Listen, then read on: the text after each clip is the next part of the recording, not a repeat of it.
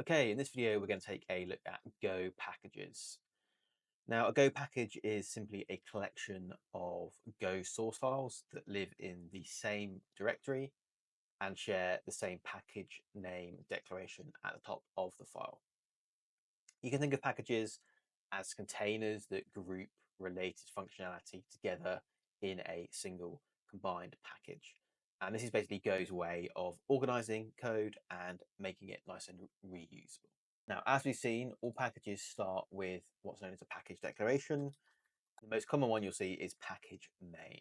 The main package itself is special. It tells Go that this is an executable program and it must contain the function main, which we've seen quite a lot already. So basically, when you have a package main, it has to have a main function, and this tells Go that this file is an executable program. And basically, the Go compiler will look for the main function, and that's what it will run. All of the package names create library packages that can be used and imported by other code. So for example, here I've got a file with add and add.go. So here we would create a package called add. Now, the name of the package doesn't have to match the directory name, but the general practice in Go is that it pretty much always does, as it just keeps a nice clean convention there. Let's start off with a quick example that's actually an error, and then we'll explain why it's erroring and how you actually solve that problem. So as we've seen, we've got a main function here in our package main. We've then got a separate directory with an add file. Let's go ahead and create a function called add, and we'll just add a and b, which are both going to be integers, and we're going to return an integer. So let's just return a plus b, and we can save that. Let's go ahead and then just use that add function. So we've got our add function here. The next thing we need to do is go ahead and import that particular package. So we'll import the add package here. Save that, we'll see that we've got an error here where we get could not import add. And if we try and run this code, we will see we get an error. We get that package add is not in the standard library, basically. And this happens because we don't have what's known as a go.mod file. And essentially, Go doesn't know what our package is called because it doesn't have an import path. And the Go compiler doesn't know how to resolve the imports to our add package. Now, this is fairly easy to solve. We just go ahead and create what's known as a Go mod file using the Go mod init, and we'll just call this packages. And what we end up getting here is a go.mod file. It has our module name, which is going to be packages, which is the name of our parent directory. It also then has the Go version of the language that we're going to be using. In my case, 1.24.2. We now need to update the import here and make it a correct path. So it'll be /packages /add. And let's just go ahead and print out the result of this. Go ahead and run this, and we will see that we get the output of 3. So what we actually have here now is a package called add with a function add, as we've seen here. We have our main function in our package main. We then have an import here of the path to our main package and then the subdirectory, so our internal package here. And we're then using that particular add function. We've also created the go.mod file, which tells Go exactly where our internal package is. It also does things like adding the Go version as well. So our add package here is a local package. And these are created within basically your own project, your own directory, and they live in subdirectories of your project, and they help you organize your code locally within that project. We'll see later on what happens when we want to get remote packages from GitHub, for example. Now, the general kind of best practice with naming your directories in Go is to use lowercase, short, descriptive names. So you'll see there's packages in the Go standard library like net, and these are kind of the way that you create and name your packages in Go. That's the best practice. You don't want something that's really long and descriptive. You want short, descriptive names that ideally tell you exactly what the package is going to be doing. Another thing to remember is that basically each directory equals one package. So this add is a single package here. And if we create a new folder, let's just call it sub for now, this sub will also be another package. So if we have sub.go, we create a new package, and you'll see that the autocomplete is already telling me to call it package sub. And that's exactly the way that it will be named. And all Go files in the directory must declare the same package name. So in our add directory here, we've got package add. So if we're going to go ahead and create just a new file here, we'll call it blah for now. We can't go ahead and call this package blah. Go's not going to like that. It needs to be named the same as the package itself. So in this case, it would need to be named add, and that would be okay. So you basically can't name packages differently within the same directory. Let's go ahead and just delete that for now. Okay, so let's take a look at another thing that is important to know when using Go packages. So how do you export functions from a Go package? Now, we've kind of explored this earlier on a little bit, and we'll just take another look here. So we've got our package sub here. Let's go ahead and create a function called sub. Again, it's just take A and B. It'll be an integer, and we'll return an integer. And let's just return, cannot type today, return A minus B. So you'll see here that the function has a capital letter, and that means that we can export this function and use it in other packages. Let's go ahead and do that now. So let's just do s equals sub, and you'll see that the package has kind of auto-completed here, and we'll get the auto import from Go, which is very nice. And then we'll just go ahead and sub 1, 2. And then we can just print that out as well. If we run this, this should work absolutely fine. Yeah, so we get -1 as we would expect. So because this sub function here is capitalized, we can use it in other packages. If you go ahead and create a function that is not capitalized, so let's just call this blah for now, and it can just be a function that returns an integer. Let's just return 1. You'll see here that we get kind of blah is unused. And if we try and use that in the exported package, so in our main, we will see that blah is just not available. It's it's going to be redlining, saying undefined, doesn't know what it is. The autocomplete can't find it, only finds sub. And that's because it's got a lowercase letter to start with the function name, and that means it's just an internal, only be able to use it in this particular package. You cannot use it in an export package.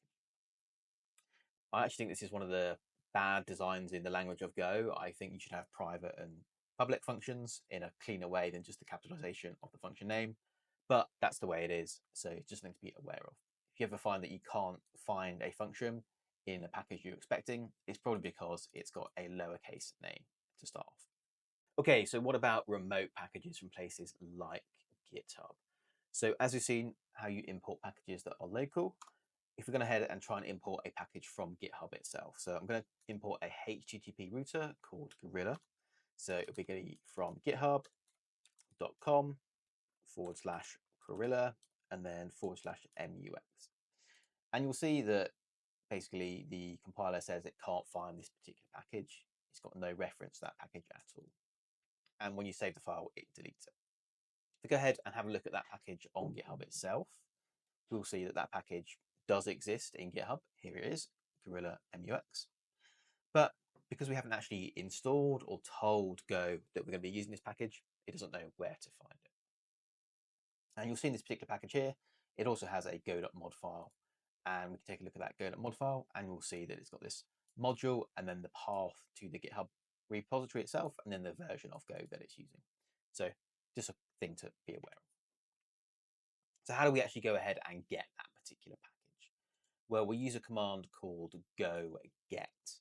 And let's go ahead and do that now. So go get, and we basically pass in the path to that particular package. So again, it's going to be github.com/Gorilla/MUX. And you'll see that we get the downloading the particular package with the version, and then we get that Go added that particular package. And what you'll see is we have our go.mod file now, including this require statement here and passing in the path of the package that we wanted, in this case, the HTTP router, and then a specific version as well. And we'll also see we have this go.sum file, and this basically just has the checksum of the package itself just to make sure that when you do download it, you get the correct package and that nothing's been tampered with. You can also specify specific versions. So if we import another package called gin, so using the go get function, we do go get the path, and then you pass in an at, and then the specific version that you particularly want. So if we run this, we'll see that we get all the stuff that it's downloading, which is quite a lot for that particular package. If we have a look at our go.sum file, we'll see we've got lots of packages now with their checksums and the versions. And if we have a look at our go.mod file, again, we'll see we've got lots of stuff in there, but we'll also see we've got the go gin with the particular version that we wanted. Okay, so if we want to go ahead and actually use one of these packages now, let's just write a quick little HTTP server and we'll see how that works. I'm not going to dive into too much of the code, but we'll just see how the importing of the packages work. So we're going to need the net package from Go, which is going to be net/HTTP. They're going to import that package. So github.com/gorilla/mux. We can then go ahead and use that particular package. Don't worry too much about this code. I'm not going to explain it at all, really. We'll cover this later on in the series. But we'll just get basically a quick little HTTP server that will run for us. And we can see that we're using the package that we expected. And this is what http.response writer. And then we have the request as well. So http.request. Let's open this up and then we'll just write out a byte string. And we'll just say hello. And we'll do http.listen and serve. And then we'll just do it on port 8080. Okay, so go ahead and run this file. We'll see that well, we get nothing because we're not actually output anything. But if we go ahead and go to localhost 8080, we'll see we get hello. And that particular package is now working as expected. So you can see that we can import packages from the standard library, which is the net package, from GitHub with the Gorilla package here, or locally using the local package that we've created. As I said before, in terms of the best practices for packages, keep the naming short and clear, like HTTP, JSON, FMT, which you've seen quite a lot. So the format package, that's a good example of clean naming. Should be lowercase, no camel case or snake case. Ideally, it should be descriptive and you should kind of understand what's in the package based on the name. And then other things you want to keep aware of is kind of the single responsibility principle. So each package should have one clear purpose. Another thing to be aware of is that you cannot do what's known as circular imports. So you can't import a package into a package that's already using that package. And we can see that here. So if we try and import packages sub here, and then we just do plus sub.sub 1, 2. That's fine because sub is not using add. But if we go into add and then we try and import, package, we try and import packages add, and then we do plus add.add 1, 2.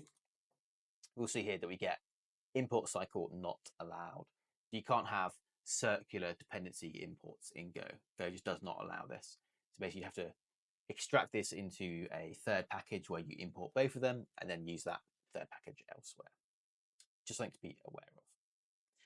So the final things that I just want to cover with Go packages are some of the commands that you can use. So let's close that server. So there's go mod tidy, which basically adds missing dependencies and removes unused ones. So you'll see here we get quite a lot of changes. We've not used any of that gin packages, so they've all been removed and our file's been updated. You've got go list -m all. You'll get a list of all your packages and dependencies. And if you want to create a new package, I don't know whether we've shown this before, but you just do go mod init and then the name of your package name. So this would be blah, for example. This obviously won't work because we're already in a package, but if you want to create a new package, that's how you do it. Okay, so I think that's all I want to cover for packages now. There is a bit more to them, but for now, that's all we need to know.